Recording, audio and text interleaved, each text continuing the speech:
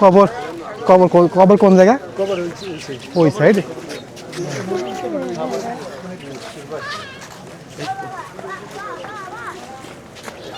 যে ভিডিওটা দেখছেন, একপাশে একজন কয়েদিকে আদালতখানায় নিয়ে আসছে তাকে বিচার করার জন্য, আর আরেকপাশে একটা খাটিয়ায় একটা লাশকে নিয়ে আসছে তাকে দাফন করার জন্য।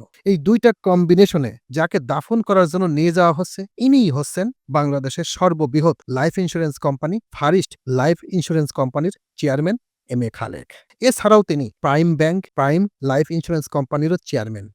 এছাড়াও এই দক্ষিণ অঞ্চলে যদি হাই ক্যাটাগরির কোনো শিক্ষা প্রতিষ্ঠান থেকে থাকে, সেটাই হচ্ছে এই আমানুল্লাহ মহাবিদ্যালয়। এখানে নাই কি? এখানে হসপিটাল আছে, এখানে শিশু পার্ক আছে, এখানে আলিশান মসজিদ আছে, এখানে মাদ্রাসা আছে, এখানে ডিগ্রি পাস মানে মাস্টার্স কোর্স আছে, এখানে কৃষি ডিপ্লোমা আছে, এখানে ম্যাক্স ফাউন্ডেশন আছে, এছাড়াও আরো অনেক অনেক কিছু আছে। এগুলো যদি আপনি এক নজরে দেখতে চান তাহলে আপনার মিনিমাম ২ থেকে ৩ ঘন্টা লাগবে। কারণ এই রাধানগর অর্থাৎ ভান্ডারিয়া থানার এই রাধানগর যদি সম্পূর্ণ কমপ্লিট হতো, এটা একটা বিশাল একটা মেগা সিটিতে পরিণত হতো। কিন্তু দুঃখের বিষয়, এই ব্যক্তি শুধুমাত্র রাজনৈতিক প্রতিহিংসার কারণে তার সবকিছু ভেঙে চুরে চুরমার হয়ে গেছে। তার লাইফ ইন্স্যুরেন্স কোম্পানি ২টা, সে ২টা ধ্বংস হয়ে গেছে। তার ব্যাংক ধ্বংস হয়ে গেছে। এছাড়াও এখানে যেসব কর্মযজ্ঞগুলো করেছিল সেগুলো সব কমপ্লিট হয় নাই। শুধুমাত্র কয়েকটা প্রতিষ্ঠান কমপ্লিট হয়েছে। তাছাড়া যদি সম্পূর্ণ কমপ্লিট হতো, এটা যে কি একটা জায়গা হতো সেটা আসলে কল্পনার বাইরে। আমি এখানে ৮ টা বছর ধরে থাকি। ৮ বছর ধরে দেখতেছি শুধুমাত্র এই জিনিসগুলো খা ভয়ে পড়ে আছে। তবে এটা যদি কমপ্লিট হতো, এখানে মিনিমাম এই ভান্ডারিয়াবাসী এবং কাঠালিয়াবাসীর মিনিমাম ২ থেকে ৩ হাজার লোকের কর্মসংস্থান সৃষ্টি হতো। এছাড়াও এখানে বিভিন্ন ধরনের ব্যবসা প্রতিষ্ঠান গড়ে উঠত। কারণ এতগুলো প্রতিষ্ঠান এখানে যদি এইসবগুলো কমপ্লিট হতো, এখানে যে কত মানুষের রোজগার সৃষ্টি হতো, কত মানুষের ইনকাম সৃষ্টি হতো সেটা কল্পনার বাইরে। কিন্তু এখানকার স্থানীয় এমপি এবং স্বৈরাচারী শেখ হাসিনার কারণেই তিনি এগুলো করতে পারেন নাই। কারণ বিভিন্ন মানুষের কাছে শুনেছি যে তিনি বিএনপি সমর্থিত ছিল, এছাড়াও জামাতেরও সমর্থন করতেন। শুধুমাত্র এখানকার স্থানীয় একজন এমপি আনোয়ার হোসেন মঞ্জুর কারণেই নাকি তিনি করতে পারেন নাই। এখানকার স্থানীয় লোক সবাই এক সুরে বলছেন যে শুধুমাত্র আনোয়ার হোসেনের কারণেই তিনি এগুলো করতে পারেন নাই। যদি এগুলো কমপ্লিট হতো তাহলে বিশাল একটা উপকার হতো। এখানে যে অনেক মানুষের কর্মসংস্থান সৃষ্টি হতো। শুধুমাত্র রাজনৈতিক প্রতিহিংসার কারণেই তিনি এগুলো করতে পারেন নাই। তো এখানকার দেখেন কত মানুষ আসছে তার জানাজায়, কত মানুষ আসছে দেখেন, কত মানুষ ভালো, ভালো কথা বলছে, কত কথা বলছে। কিন্তু ভাই আজকে কথা বলে লাভ কি বলেন? যে ব্যক্তি যখন যেটা করার কথা ছিল তখন আপনারা কোনো হেল্প করতে পারেন নাই। তখন তার বিপদের সময় আপনারা কোনো কিছু করতে পারেন নাই। আজকে করে লাভ কি? আজকে বলে লাভ কি? দেখেন এই ব্যক্তি আজকে মারা গেছে, তার রক্তের কেউ নাই। তার ছেলে, মেয়ে, স্ত্রী সবাই দূর প্রবাসে। শুধুমাত্র রাজনৈতিক প্রতিহিংসার কারণে তাদের বিরুদ্ধে অনেক মামলা হামলা দেওয়া হয়েছে। এইজন্য তারা আসতে পারেন নাই। আজকে তাদের কলিজার টুকরা, তাদের বাবা আজকে পৃথিবীর মায়া ত্যাগ করে ওপারে চলে যাচ্ছে। কিন্তু সন্তানরা বিদেশের বুকে থেকে ওখান থেকে চোখের পানি ঝরঝর করে ছালছে যে আমার বাবার কি অপরাধ? আমার বাবা কি করেছিল? আমার বাবা শুধুমাত্র রাজনীতি করার কারণে আজকে এই পরিণতি হয়েছে। আজকে আমার বাবার কবরে আমি মাটি দিতে পারছি না। আমার বাবার জানাজায় আমি উপস্থিত হতে পারছি না। এর চেয়ে দুঃখ, এর চেয়ে কষ্ট আর কি হতে পারে? তো দেখেন এইভাবেই একটা কথা আছে ভাই, পাপ করলে পাপ বাপ কেউ ছাড়ে না। তো স্বৈরাচারী হাসিনা একটা মানুষ শুধুমাত্র চেয়ারে বসে থাকার জন্য কত মানুষের ক্ষতি করেছে দেখেন। এই যে একটা জ্বলন্ত প্রমাণ, এই ব্যক্তি যদি আজকে এখানে বেঁচে থাকতো, এখানে যদি সব কাজ কমপ্লিট করতে পারতো, কি একটা জায়গা হতো বলেন? পৃথিবীতে অনেক বড়, বড় শিল্পপতি আছে। কজন এরকম কাজ করছে? শুধুমাত্র বিনা স্বার্থে শুধুমাত্র শিক্ষা প্রতিষ্ঠান করছে। ভাই এখানে অনেক, অনেক শিক্ষা প্রতিষ্ঠান আছে। নাই কি এখানে সবকিছু আছে। দেখেন একটা মানুষ শুধু শিক্ষার কারণে, শিক্ষাকে ডেভেলপ করার কারণে তিনি কত কিছু করেছেন। কিন্তু আজকে দুঃখের বিষয় তিনি শেষ যাবার সময় তার প্রিয়জন, তার স্ত্রী, সন্তান কেউ তার কাছে থাকলো না। শুধুমাত্র একজন ভাগ্নে আছে, সেটাই তার রক্তের, আর সবাই দূরের লোক। কিন্তু দেখেন কত মানুষ আসছে তার জানাজায়। এভাবেই তো মানুষ বেঁচে থাকবে ভাই। কারণ এই পৃথিবীতে আমি আপনি কেউ থাকবো না, সবাইকে চলে যেতে হবে। সবাইকে এই পৃথিবীর মায়া ত্যাগ করে একদিন চলে যেতে হবে। কিন্তু আপনার কর্মটা যদি ভালো হয় তাহলে সবাই আপনার জন্য দোয়া করবে। আর কর্মটা যদি খারাপ হয় কেউ আপনাকে দোয়া করবে না, সবাই আপনাকে ঘেন্না করবে। তো এই ব্যক্তি মারা গেছে, তাকে ভালোবাসে বিধায় এখানে হাজার হাজার মানুষ আসছে শুধুমাত্র তাকে ভালোবাসার কারণে। আপনি টাকা পয়সা দিয়ে কখনো মানুষ আনা যায় না ভাই, যদি আপনাকে ভালো না বাসে, আপনাকে অন্তর থেকে শ্রদ্ধা না করে। দেখেন কত মানুষ আসছে এখানে, বিএনপির ২ জন এমপি সমর্থিত ব্যক্তি আসছে, জামাতের সমর্থিত ব্যক্তি আসছে, চরমোনাইর সমর্থিত ব্যক্তিরা আসছে। এছাড়াও রাজনৈতিক অঙ্গ সংগঠনের আরো অনেক অনেক লোক আসছে। এক কথা, গ্রাম বাংলা যে যেখান থেকে শুনছে সে সেখান থেকে এখানে চলে আসছে। কারণ এই ব্যক্তিকে অনেকেই ভালোবাসে। তিনি দেখেন লাইফ ইন্সুরেন্স কোম্পানির মধ্যে কত বড় একটা প্রতিষ্ঠান ছিল ফারিস্ট, কিন্তু এই রাজনীতির প্রতিহিংসার কারণে আজকে সেই প্রতিষ্ঠানটা একেবারে ধ্বংস হয়ে গেছে। এইভাবে অনেক অনেক প্রতিষ্ঠান ধ্বংস হয়ে গেছে। তো যাই হোক, ওটা কোনো কথা না। কথা একটাই, আপনারা আজকে দেখেন এই ব্যক্তির জানাজা, সে জানাজাটা কিভাবে হচ্ছে, এখানে কি কি কথা হচ্ছে, সেগুলো আপনাদের সামনে এক নজরে সংক্ষিপ্ত আকারে শেয়ার করছি। দেখে নিন। শাড়ি, সেই শাড়িগুলো আমরা খুব সুন্দরভাবে যাতে এখানে দাঁড়িয়ে আমরা জানাজায় অংশগ্রহণ করতে পারি, সেজন্য আমি সকলের প্রতি আহ্বান জানাবো। বিশেষ করে শামিয়ানার ভিতরে যারা দাঁড়িয়েছে তাদেরকে শামিয়ানা ছেড়ে যাতে আমাদের এই জানাজায় অংশগ্রহণ করে, কারণ আমাদের লাশ আমাদের শামিয়ানার ভিতরে রেখে আমাদের জানাজা অনুষ্ঠান শুরু করতে হবে। তো উপস্থিত মুরব্বীদের দৃষ্টি আকর্ষণ করছে, যারা এখানে উপস্থিত রয়েছে আমাদের লাশ পরবর্তীতে জানাজার পরে আপনাদের দেখানোর জন্য রাখা হবে, কিন্তু নির্ধারিত সময় 11টা। এই 11টায় আমরা যাতে জানাজা সুস্থভাবে সুন্দরভাবে আয়োজন করতে পারি, আপনাদের সহায়তা কামনা করছি।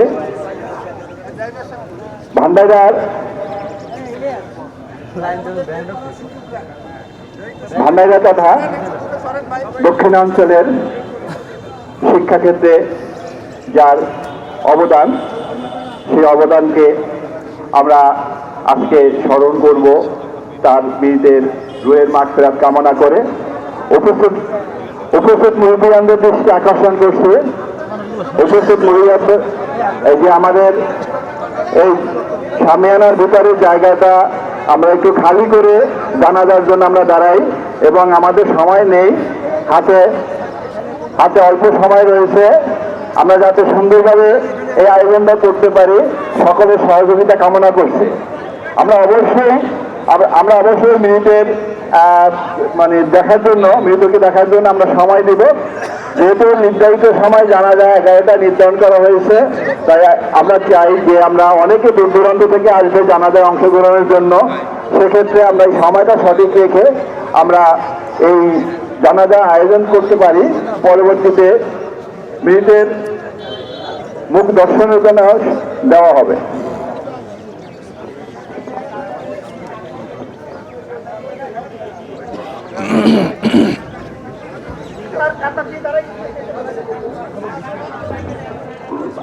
আসসালামু আলাইকুম। আপনারা কাতার বন্দী ভাবে দাঁড়ান, দয়া করে কোন রকম শামিয়ানা ছাড়াইয়া আপনারা কাতার বন্দী হয়ে দাঁড়ান, আল্লাহর রাস্তে কাতার বন্দী হয়ে দাঁড়ান। শামিয়ানারা ফাঁকা রাখে, শামিয়ানার বাইক সাইডে দাঁড়াবেন। আপনারা শামিয়ানার বাইক সাইডে থেকে কাতারবদ্ধভাবে দাঁড়ান। বয়স কিরকম? আমি গৌরীপুর ইউনিয়নের মাওলানা মাসুদ। মাওলানা মাসুদ, আপনি আপনার সাথে কয়েকজন লোক নিয়ে আমাদের এই আজকে এখানে যে জানাজা খাটিয়ে রাখা হয়েছে এখানে চলে আসেন, একটু শৃঙ্খলার দায়িত্ব পালন করার জন্য আমি মাসুদ সাহেবের নেতৃত্বে কয়েকজনকে সামনে আসার জন্য অনুরোধ জানাচ্ছি। মাওলানা মাসুদ, আপনি সামিয়ানার নিচে কয়েকজন লোক নিয়ে একটু শৃঙ্খলার দায়িত্ব পালন করেন।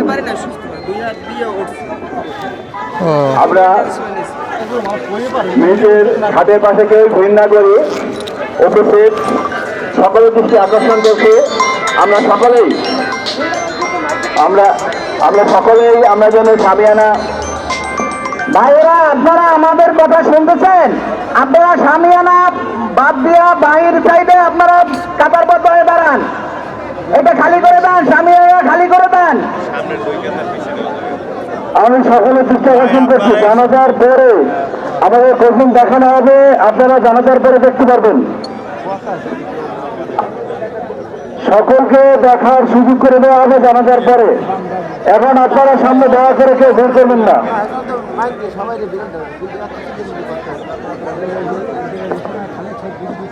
সকলের দৃষ্টি আকর্ষণ করছে, আমরা জানানোর জন্য প্রস্তুতি নেই, আমাদের হাতে বেশি সময় নেই, আমাদের নির্ধারিত সময় 11টায় আমরা জানাজা আয়োজনের জন্য প্রস্তুতি নিচ্ছি।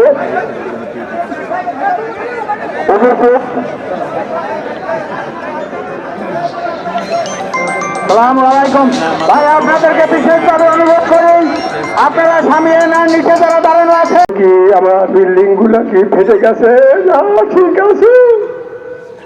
আমি বললাম যে না ভালো আছে। মানে তুমি জিজ্ঞাসা করছো কিনা সেটা বল। আমি বললাম যে হ্যাঁ জিজ্ঞাসা করেছি, ভালো আছে। শুধু শিক্ষা শিক্ষা শিক্ষা, সে গরিব হোক ধনী হোক, শুধু শিক্ষিত লোকদেরকে সে যথেষ্ট সম্মান করত, এইটাই তার বিশেষ ধর্ম। আমি যদি স্মরণসহ হয়, আমার মনে অনেক কথা আছে, বলবো, হয়তো 1 ঘন্টা 2 ঘন্টাও বলতে পারবো, কিন্তু আমি সময় নষ্ট করতে চাই না এই রোদ্রের মধ্যে।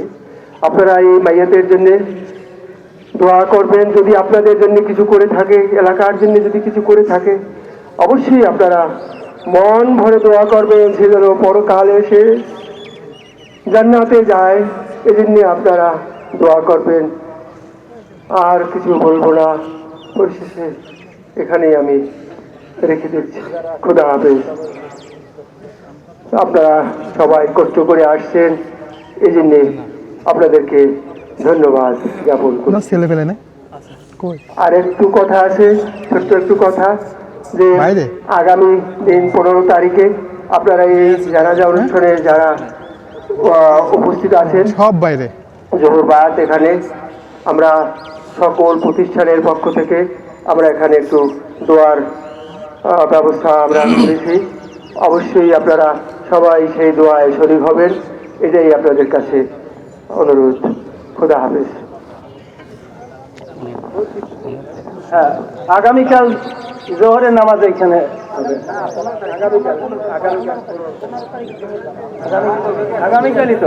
আগামীকালই তো 15 তারিখ। আমরা একটু মাইয়ারকে একটু একটু সামনে লাইন ঠিক রাখবেন, আমরা একটু মাইয়ারকে সামনে নিয়ে আর একটা কাতার সামনে দেবো আর কি।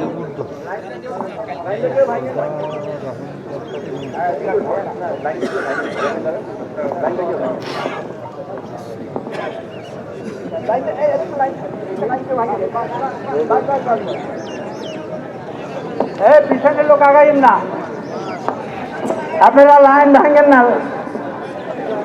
শোনেন, এখনই জানাজার নামাজ শুরু হবে।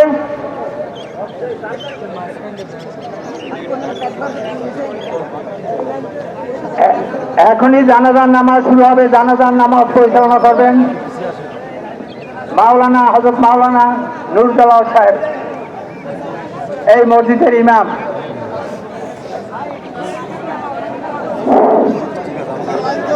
জানাজা নামাজের নিয়ত তো আমরা বাড়ি থেকে নিয়ত করেই আসছি, এটাই যথেষ্ট। 4 তাকবীরের সাথে ফরজে কিফায়া জানাজা নামাজ এই ইমামের পিছনে এই মাইয়াতের জন্য কিবলামুখী হইয়া আদায় করতেছে। আল্লাহু আকবার, প্রথমবার হাত উঠবে, এরপর আর হাত উঠবে না। প্রত্যেক তাকবীরের পর যথারীতি আমরা দোয়াগুলো পড়ছে।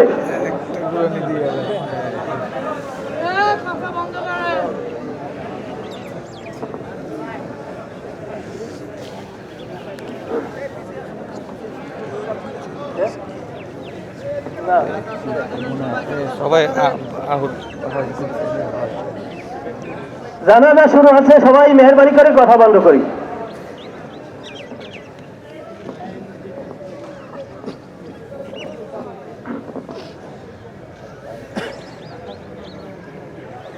আল্লাহু আকবার।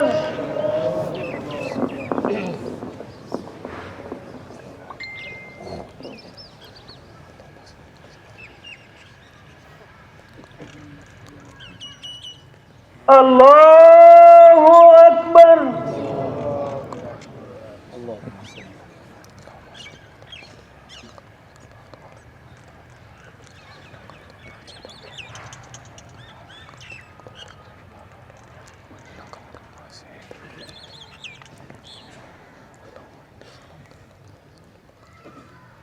আল্লাহু আকবার।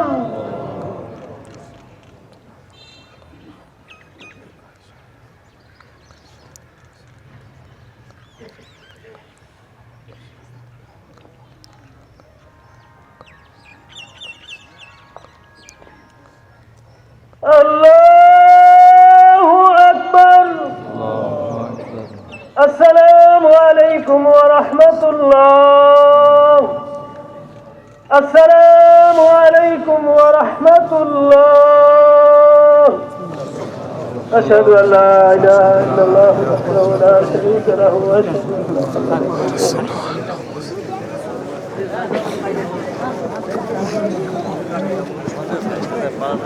আপনারা যারা দেখবেন এইখানটা দেখে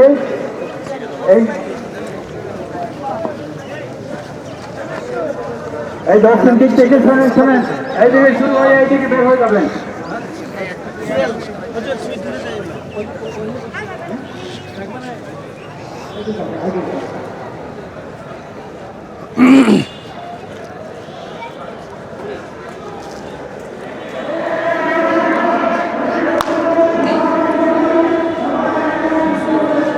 কইছো কোন সময়? তাই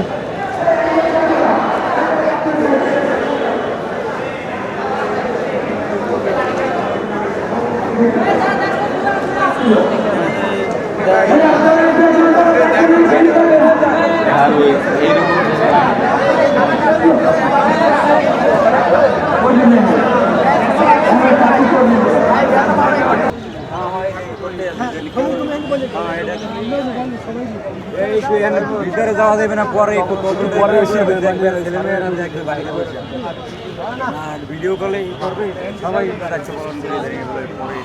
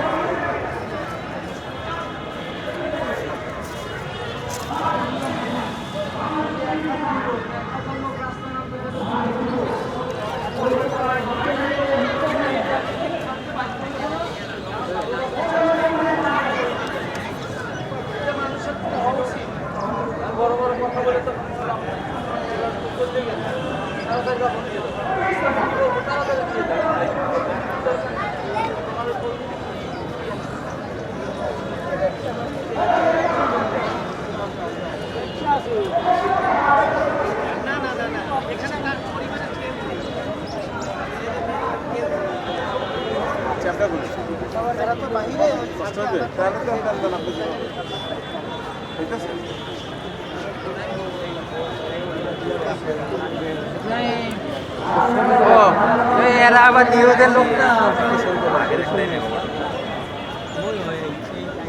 দেখছেন।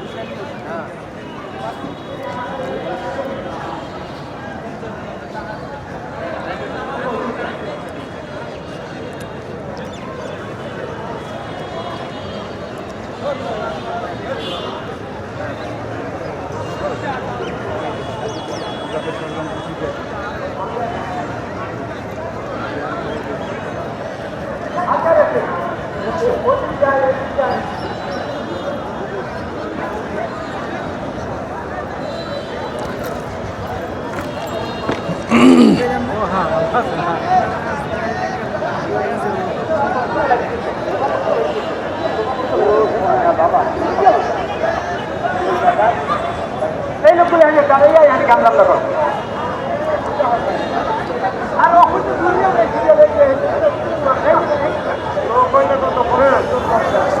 এরা কি দেখছে না, দেখে হরে না আমরা এই লোকগুলো দাঁড়ানো না থাকতে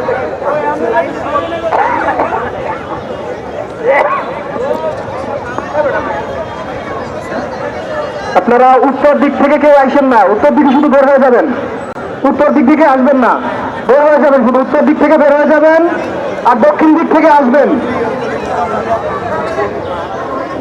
লোক তো শেষ আন তো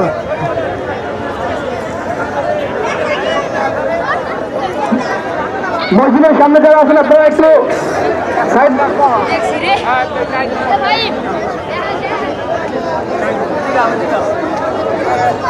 যারা একবার দেখছেন চলে যান, যারা একবার দেখছেন চলে যান, আর উত্তর দিক থেকে কেউ আসবেন না, দক্ষিণ দিক থেকে আসেন, উত্তর দিক থেকে বেরিয়ে যান। হেভি জাম। দয়া করে উত্তর দিক থেকে কেউ আসবেন না, আপনারা একটু ঘুরে কষ্ট করে দক্ষিণ দিক থেকে আসুন, দক্ষিণ দিক থেকে এসে উত্তর দিকে যান।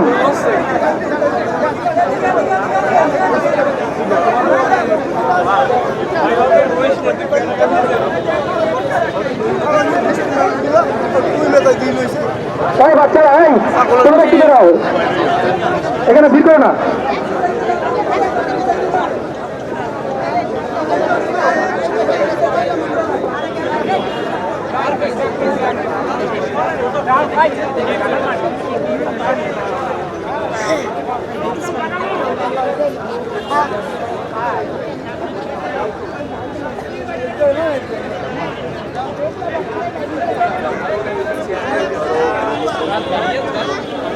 আনছে লোক আছে দেখছেন আজকে সামনে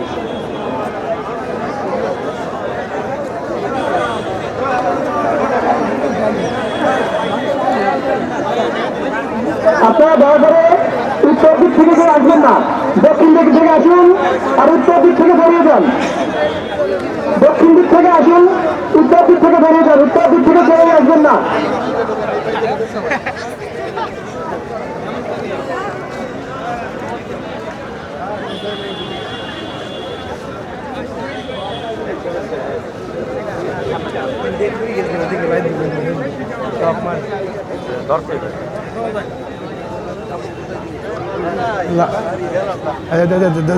তখন দেখো না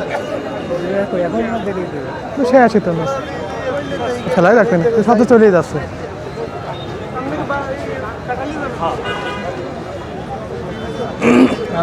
আর 10-15 মিনিট থাকে।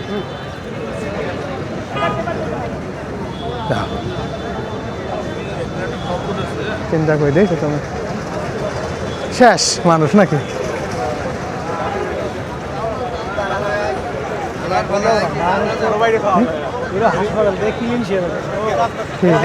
দেখছো বাচ্চারা তোমরা সামনে থেকে সরো।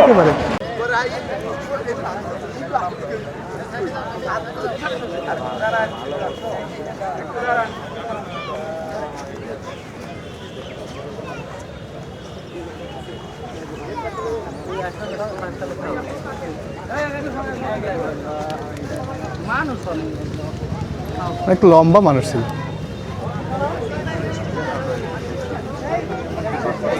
অনেক মানুষ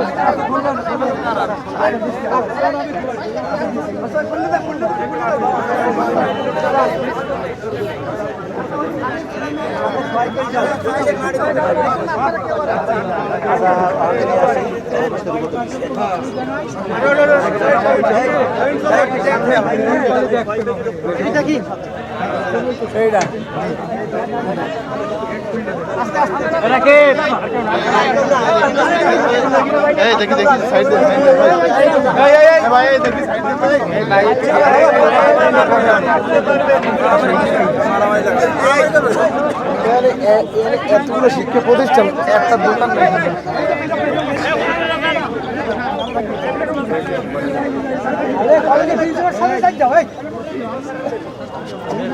তো এই ছিল মোটামুটি আমাদের আজকের জানাজা এবং এই এম এ খালেক সাহেবের জানাজার ফুল দৃশ্য।